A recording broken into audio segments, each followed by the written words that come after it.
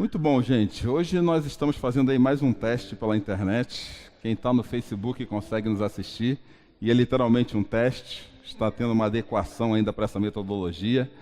E a ideia é que a gente sempre esteja ao vivo, todos os domingos, aos domingos a partir das 19 horas. Para você que está chegando hoje, eu estou vendo muita carinha nova. A gente sempre começa o mês com uma série de palestras. E a série desse mês tem esse tema: todo mundo tem uma história. E não há história que não possa ser transformada. Eu pensei nessa série olhando para a minha própria vida e olhando assim para a vida das pessoas que eu venho acompanhando e venho ouvindo. Todos nós temos uma história. E história é um negócio muito complicado, porque às vezes do momento que nós estamos passando hoje, nós não conseguimos enxergar tudo aquilo que Deus está fazendo a nosso respeito. E depois que a gente passa por uma grande dificuldade, por um grande problema, lá na frente a gente olha para trás e começa a perceber o movimento de Deus na nossa vida, transformando o nosso coração e transformando a nossa caminhada também. Mas eu quero começar hoje falando da primeira história das 4 desse mês. E a primeira história é a história de uma voz esquecida na multidão. Talvez essa seja uma das histórias que tenha um maior significado ao meu respeito. Mas eu quero começar a falar dela contando uma experiência que eu tive nas minhas férias, agora no mês de julho. Estava eu num lugar com muitas pessoas, e nesse lugar com muitas pessoas, nós almoçávamos numa área comum. Para vocês terem ideia da dimensão dessa área comum, eu creio que almoçavam ali em torno de umas 800 pessoas. Era um lugar com muita gente, vários prédios, e eu e a Cláudia lá sentados. Então, toda vez a gente acabava passando ou cruzando com pessoas com famílias diferentes. E era uma época de férias escolares, então tinha muita criança por ali. Então, era comum a gente estar sentado ao lado de mesas com crianças de todas as idades. Mas quando eu comecei a perceber, eu sou uma pessoa que eu gosto de olhar o ambiente, olhar para as pessoas, ver o que está acontecendo e está passando, eu comecei a perceber uma singularidade nas famílias, principalmente no comportamento de seus filhos. Eu comecei a perceber que desde muito cedo, assim, indiferente da idade das crianças, o que vinha acontecendo era assim, crianças muito cedo já usavam dispositivos móveis, ou era um tablet ou era um celular. Então eu via isso com crianças com 3 anos, 4 anos, 5 anos de idade, adolescentes. Uma vez eu fiquei assustado, confesso para vocês, porque eu olhei para a mesa ao lado, no horário do almoço, diga-se isso, o menino pegou um notebook desse tamanho, daqueles de tela 15 polegadas, colocou em cima da mesa, pegou o seu fone de ouvido daqueles grandes e coloridos, colocou no ouvido, e no meio do almoço estava ele lá jogando algum jogo que particularmente eu não conseguia identificar. Mas isso me assustou e me levou a uma pergunta que eu queria compartilhar com vocês já no começo da nossa conversa de hoje. Qual é o impacto daquele tipo de comportamento na socialização daquela criança? Eu tive 2 recados muito claros. O primeiro deles é assim: aquilo ali era uma maneira do pai não se preocupar com aquilo que a criança estava fazendo. Então eu coloco ela ali, eu não preciso me preocupar com ela. O notebook, ou o tablet, ou o celular a entretém. Mas isso para mim gerou um sinal de alerta muito grande na minha cabeça, que por outro lado, esse negócio de deixar a criança ali focada desde cedo no celular ou no tablet, já começa a gerar um problema do seguinte modo. Caramba, e como é que essa criança vai crescer se relacionando com pessoas? Será que ela vai saber se relacionar com pessoas? E nisso, muitas vezes, nós pais, nós jovens, nós adultos, nós pessoas já com idade avançada, a gente acaba não percebendo que nós estamos criando as nossas vidas, permitindo as nossas vidas, criando os nossos filhos, criando os nossos netos, e aí acaba não havendo com eles cada vez menos sociáveis. E aí me fez lembrar a frase de um autor que talvez você conheça. É um autor polonês que faleceu há pouco tempo, chamado Zygmunt Bauman. E ele fala assim, que ao mesmo tempo que estamos todos numa multidão, nós vivemos uma solidão também. Ao mesmo tempo que a gente tem a possibilidade hoje de estar conectado com muita gente, ou com muitas telas, a gente também, parece que o povo, as pessoas têm se sentido cada vez mais sozinhas, mais solitárias. E eu não estou fazendo aqui, gente, desde já, deixa eu deixar claro, eu não estou fazendo aqui nenhuma apologia contra a tecnologia. Quem me conhece sabe que eu amo tecnologia. Eu acho que tecnologia é uma coisa que veio para nos ajudar. Eu não creio que a tecnologia é a grande vilã dessa hiperconectividade, dessa desconexão pessoal entre uma vida e outra. Eu acho que isso é nosso, isso faz parte da gente. Nós nos tornamos tão acelerados, nós começamos a produzir tantas coisas que não conseguimos consumir, nós começamos a ser tão cobrados que a gente usa a tecnologia para fugir da nossa realidade, ou então usa ela como algo que cria um relacionamento facilmente desconectável. Eu creio fielmente, sim, isso eu já tenho que deixar claro entre nós, que isso é do ser humano. Hoje nós vivemos num mundo que está assim. Eu me desconecto da realidade no virtual. Porque no virtual, se eu aperto o botão de delete ou de reset, ou se eu desligo, o que eu não quis da outra pessoa, eu deixo para lá e só fiquei com ela, só fiquei com aquilo dela que me convém. Então, o problema para mim não é tecnologia. O problema é o nosso comportamento e a gente já está criando as nossas crianças aprendendo a se comportarem desconectadas da vida das outras. O Bauman chama isso, inclusive, de amizades Facebook. A amizade Facebook, você sabe como é que é? O Facebook ele criou uma terminologia que fala assim, todo mundo que está lá e clicou o seu nome ou pediu para você, conexão, se torna seu amigo. Mas você já não ouviu alguém falar assim, frase do seguinte tipo, hoje eu fiz uma limpeza na minha lista do Facebook. Você já ouviu isso? Mas você já pensou o que isso representa? Eu vou tirar todo mundo daqui que não faz sentido mais para a minha caminhada, para o meu dia a dia. Fazer isso no Facebook eu faço, é fácil. Eu quero ver você e eu fazermos isso na vida real. Mas é fato que as pessoas também têm pego esse tipo de comportamento no Facebook e trazido para a sua vida real. Eu estou contigo até quando você me é útil. Eu estou contigo até quando você me interessa. Eu estou contigo até quando você tem algo a me oferecer que complete a mim mesmo. E aí fica no ar essa grande pergunta. Por que apesar de tantos recursos que nos permitem a proximidade, nos sentimos tão solitários? Porque há algo no nosso coração que eu creio está muito ligado àquilo que as Escrituras propõem, que vem esfriando o nosso amor pelas pessoas, vem esfriando a nossa vontade de estar com gente. E eu não sei se você tem no seu relacionamento, mas eu conheço algumas pessoas no meu grupo de relacionamento que eu até agradeço por estar com elas, porque elas falam assim, eu não gosto de gente, eu prefiro cachorro. Você já ouviu isso? Eu prefiro cachorro. Me desculpa se você pensa assim, mas é uma fala muito complicada. Muito. Não que cachorro não seja bom, eu amo cachorro. Semana passada a gente foi no shopping Iguatemi e tem um pet lá embaixo, não sei quantos viram, e tinha um labrador lindo. Eu falei, nossa, que vontade de ter um cachorro daquele. Aí estávamos com um casal de amigos da Isabelle, todo mundo ficou apaixonado por aquele labrador dourado. Eu amo, eu gostaria de ter na minha casa. Eu só entendo que hoje não é momento de ter bicho em casa, porque a gente tem uma rotina que não permite bicho. Mas tem pessoas que realmente acabam criando alternativas de relacionamento, até nos animais, porque tem dificuldade de lidar com gente. E eu vou dizer que isso é algo muito natural de todos nós. Porque todos nós aqui à noite, tanto eu quanto você, temos duas necessidades que essa pesquisadora chamada Brené Brown, ela fala que é essencial dos seres humanos. Todos nós temos necessidades de amor e pertencimento. Todos nós temos necessidade de amor e pertencimento. Então eu interpreto no cachorro, e eu estou usando o cachorro porque é o exemplo mais fácil, o amor, aquele carinho que ele tem de vir abanando o rabinho na hora que eu chego em casa como amor. Eu interpreto assim. E o cachorro, ele anda em matilha. Então quando ele me vê, ele acha que eu e ele nos pertencemos a algo maior. Não é assim?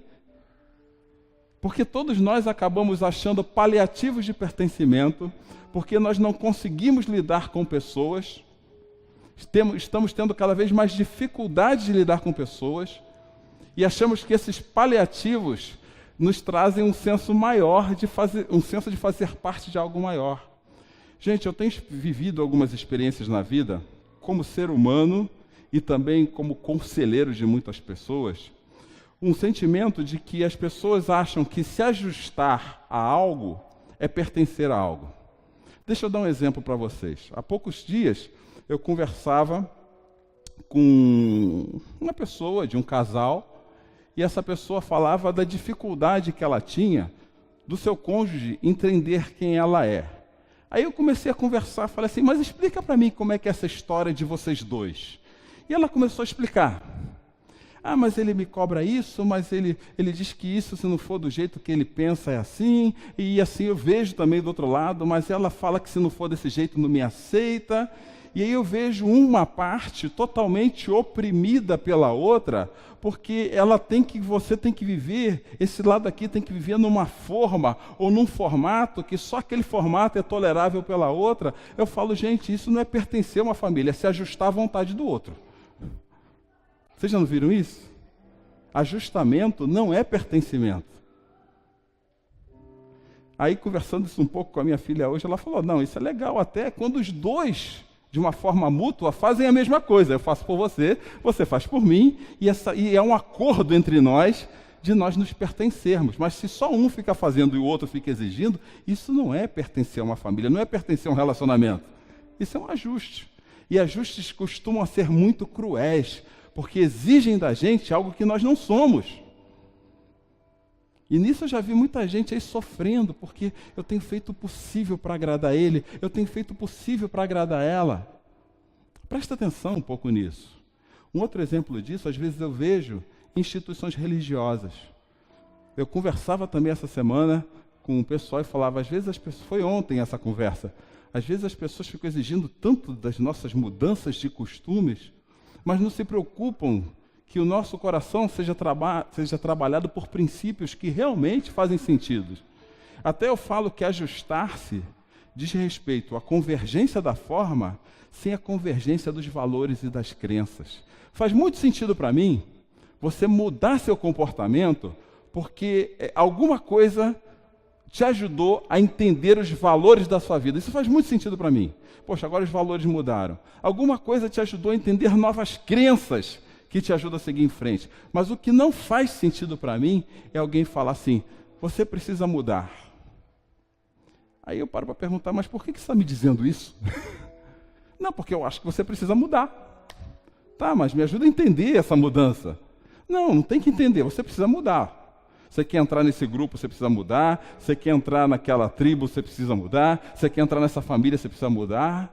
Mas quais são os valores implícitos a isso? Porque pertencimento diz respeito à convergência de valores e crenças que aí sim dão sentido à nossa vida. É totalmente diferente.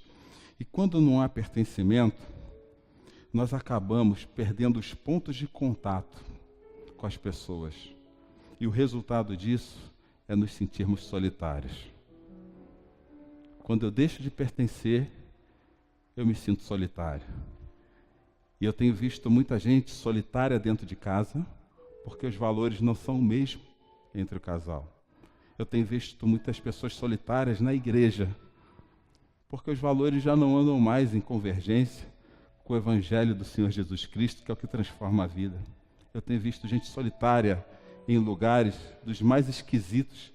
Rede social e internet, então, é um lugar excelente para você encontrar solitários. Porque eu me tranco num quarto, eu me escondo dos outros e vou mostrar aquilo que eu não sou, para quem não merece ver. Eu vou mostrar aquilo que eu quero ser e jamais fui também. Eu sei que esse negócio de se tornar solitário é uma coisa que vem, por causa de todo esse contexto, é algo que vem consumindo a você e a mim e toda a humanidade. Eu li uma pesquisa que me assustou demais e eu quero compartilhar ela com você. A pesquisa dizia o seguinte, que 1 em cada 3 pessoas se sentem sozinhas. Eu não sei quantas pessoas tem aqui essa noite, mas eu posso afirmar que 1 a cada 3 pessoas aqui nesse lugar essa noite se sentem sozinhas. Não se sentem ouvidas. Acha que está precisando pertencer a algo mais. Eu também, a mesma pesquisa, ela me apontou que 26% das pessoas que vivem essa solidão, elas correm risco de morte. Sim, a solidão leva à morte. porque a solidão começa a trazer alguns sintomas à nossa vida, como doenças graves, físicas, capazes de realmente nos levar à morte. A solidão talvez seja um dos maiores males da época em que as pessoas estão muito conectadas, mas se relacionam muito pouco. Isso não é uma coisa nova. Solidão não é uma coisa nova. E eu quero trazer para as nossas vidas aqui essa noite algumas propostas para o teu coração, que eu peço a Deus nesse momento que faça sentido para o teu coração, a partir da vida de um homem solitário que cruzou-se com Jesus. O nome dele era Bartimeu. E o texto diz assim, no Evangelho de Marcos, capítulo 16, capítulos 46 a 52. E se você entrou aqui essa noite com o coração solitário ou sentindo sozinho, eu espero que esse texto faça sentido para você, tá bom? Vamos lá. Então chegaram a Jericó, quando Jesus e seus discípulos, juntamente com uma grande multidão, estavam saindo da cidade. O filho de Timeu, Bartimeu, que era cego, estava sentado à beira do caminho pedindo esmolas. Quando ouviu que era Jesus de Nazaré, começou a gritar: Jesus, filho de Davi, tem misericórdia de mim. Muitos o repreendiam para que ficasse quieto, mas ele gritava ainda mais: Filho de Davi, tem misericórdia de mim. Jesus parou e disse: Chamem-no. E chamaram o cego. Ânimo, levante-se. Ele o está chamando. Lançando a sua capa para o lado, deu um salto, de um salto pôs-se de pé e dirigiu-se a Jesus. O que você quer que eu lhe faça? Perguntou-lhe Jesus. O cego respondeu: Mestre, eu quero ver. Vá, disse Jesus, a tua fé o curou.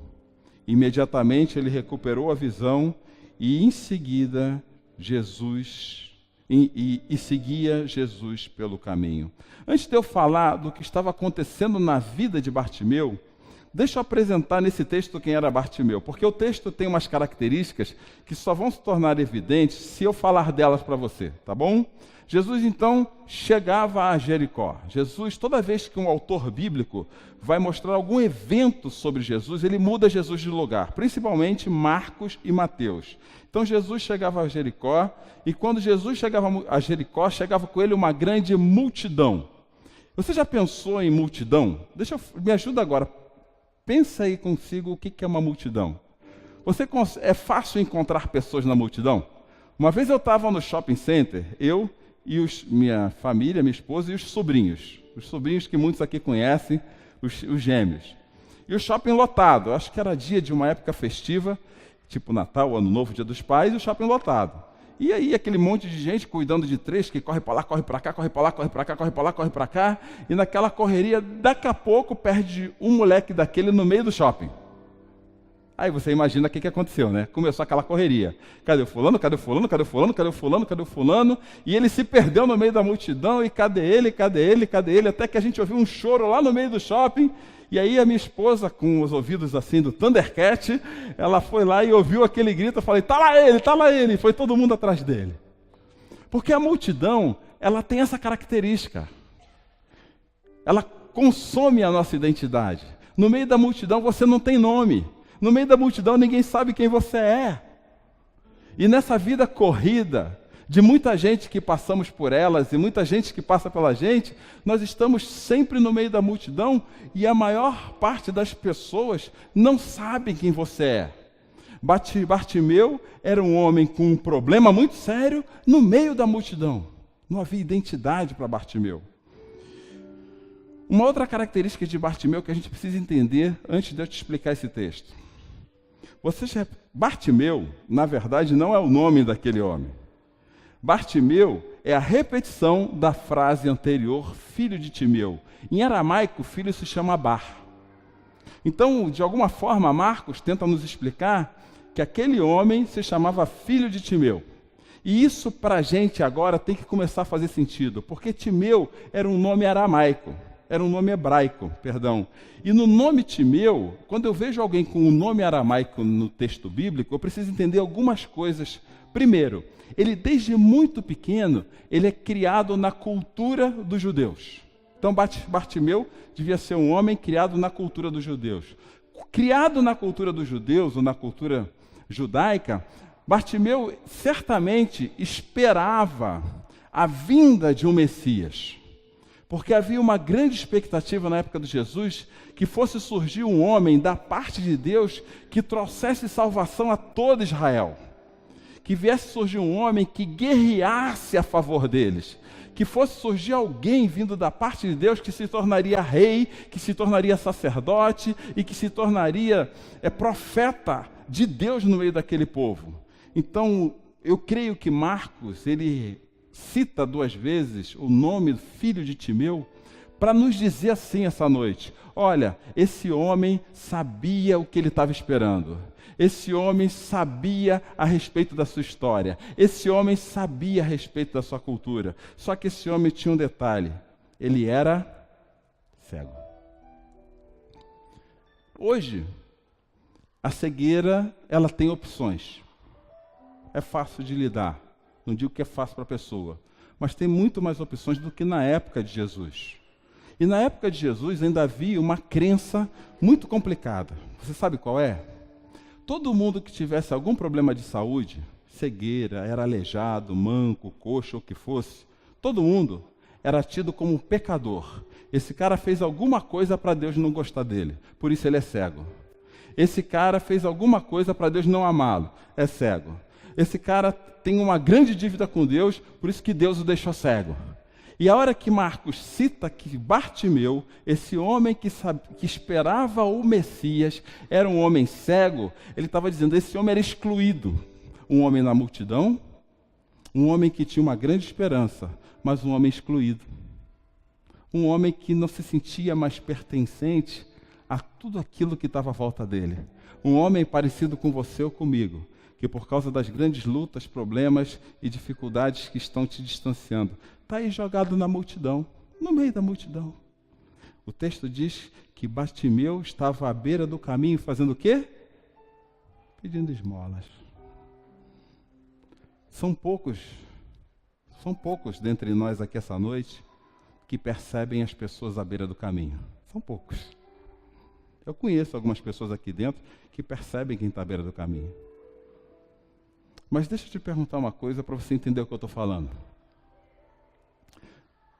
Da sua semana, você consegue lembrar com propriedade, com clareza, quantas pessoas necessitadas passaram pela sua vida?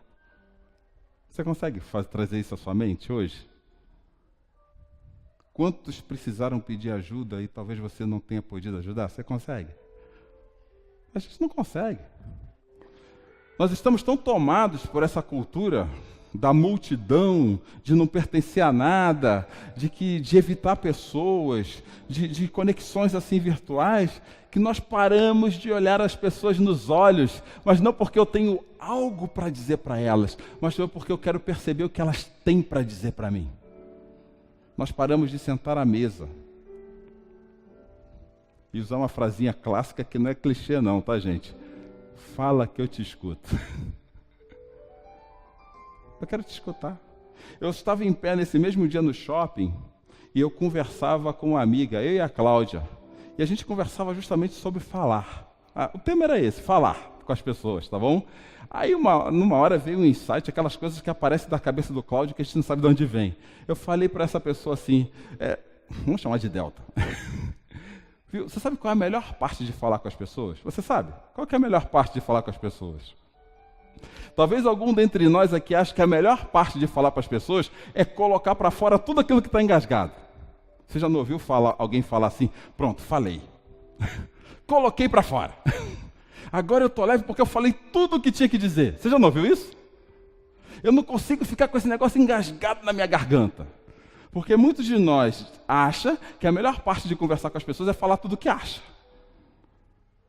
Aí veio aquela ideia, Cláudio capítulo 1, versículo 1. A melhor parte de falar com as pessoas é aprender a escutá-las. É aprender a escutá-las.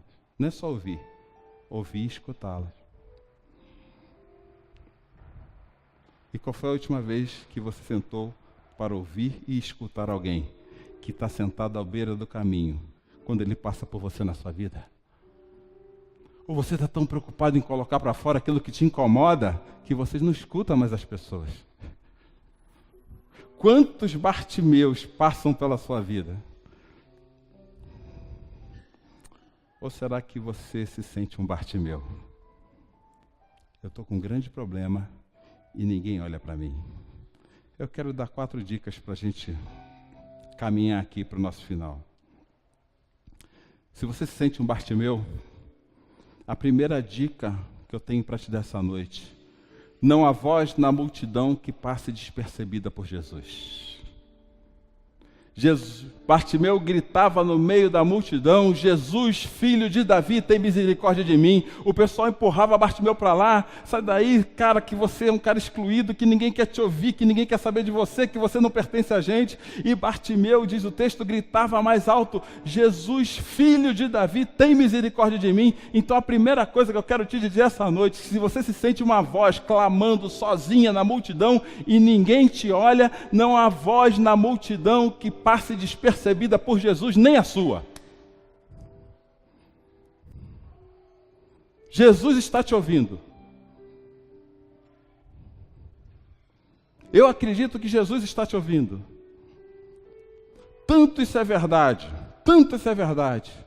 que Jesus, no meio do tumulto, ele fala assim: chama aquele homem. E aí vai minha segunda dica. Tem hora que a gente tem que chamar, mas precisa de atitude também.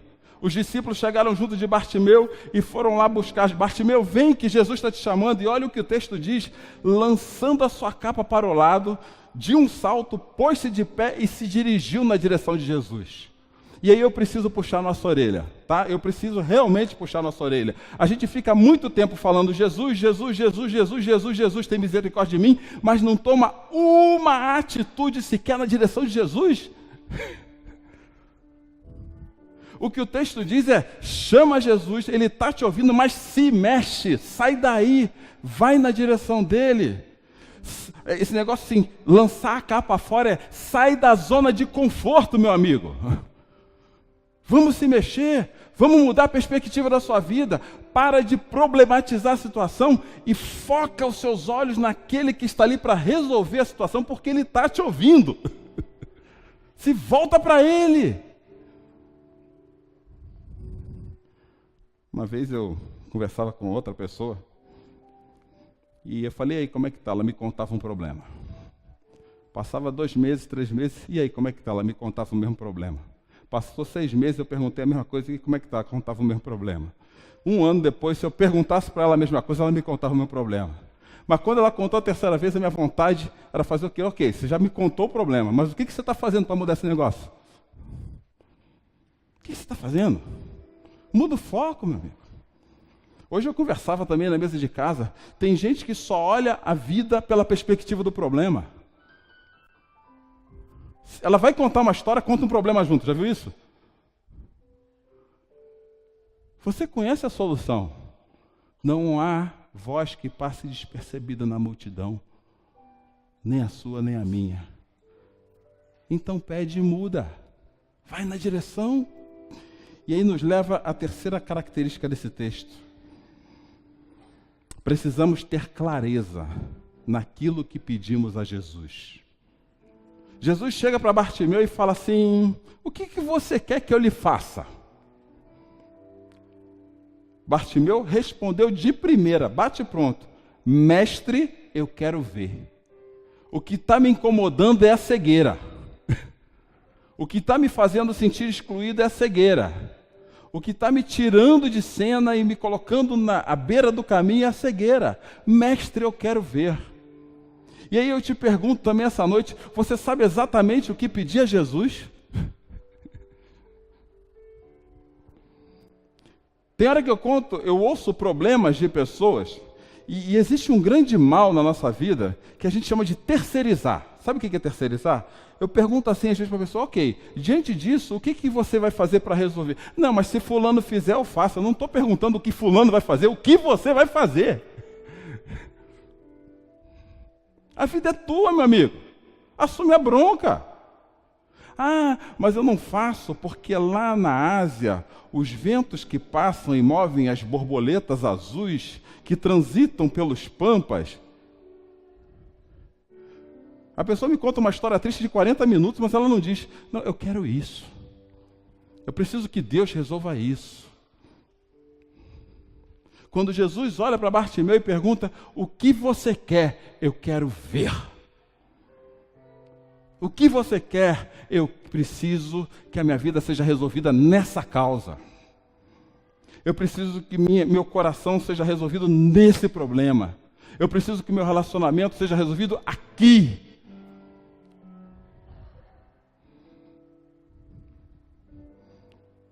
Último passo. E é esse passo que dá sentido a todos os outros. Leia comigo. Jesus falou então para aquele homem, vá. E depois ele falou o quê? Fala para mim.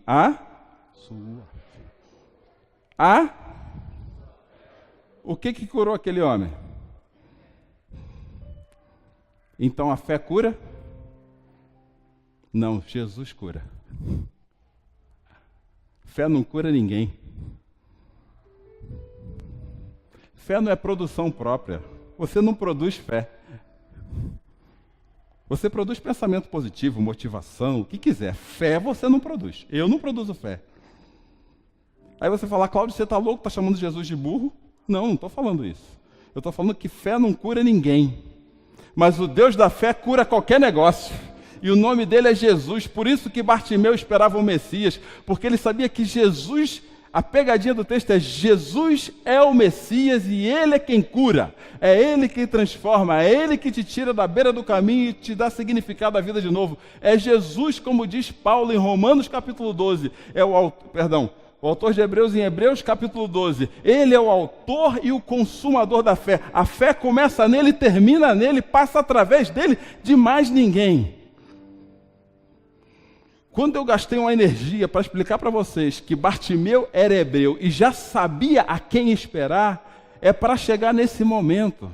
Quando Jesus falou, a tua fé te curou, é porque ele ouviu as palavras de Bartimeu quando o chamou de filho de Davi. E o esperado por todo judeu era aquele que fosse descendente de Davi, porque aquele que fosse descendente de Davi era o que iria restaurar todo Israel, inclusive o coração daqueles que creem que nele é Senhor.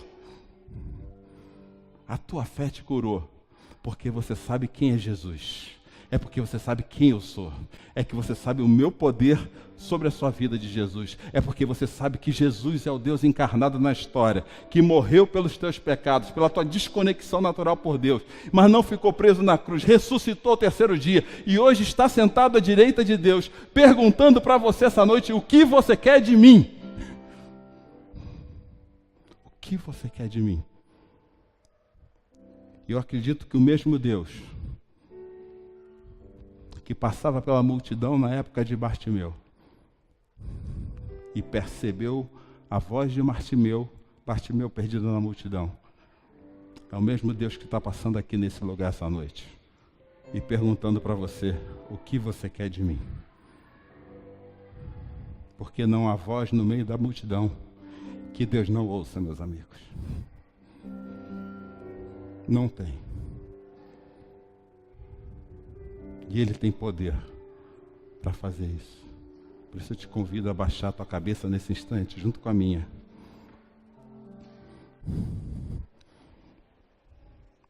E essa é a tua história. É a história de alguém que foi perdido pelo caminho. Porque sente não pertencer a algo mais.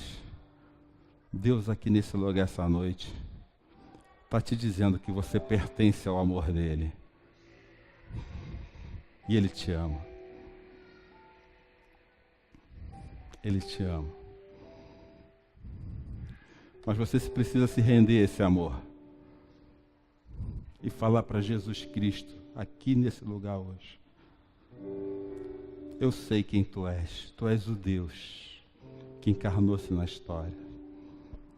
E para aqueles que o esperam por quem Ele é, Jesus continua perguntando: o que queres de mim? Eu te ouvi, meu querido. Eu te ouvi, minha querida. Ninguém aqui precisa saber essa noite o que você quer. Mas eu acredito que Deus está conversando contigo aí no teu coração. Então ora para Ele. Conversa com Ele.